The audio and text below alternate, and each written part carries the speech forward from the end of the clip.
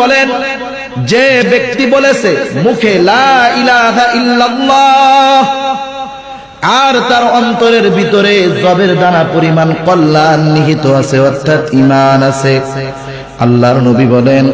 এই জবের দানা পরিমাণ ঈমানের এত দাম, এত দাম, আল্লাহ রাব্বুল আলামিন এতটুকু ঈমানের বদৌলতে সে যদি জাহান্নামীও হয়, একটা সময় আল্লাহ তাআলা তাকে জান্নাত দিয়ে দিবে। এরপরে নবী বলেন, যে মুখে বলেছে লা ইলাহা ইল্লাল্লাহ আর তার অন্তরের ভিতরে গমের দানা পরিমাণ কল্যাণ নিহিত আছে, অর্থাৎ ঈমান আছে, আল্লাহর নবী বলেন এই লোকটা, এই মানুষটা যদি জাহান্নামীও হয়,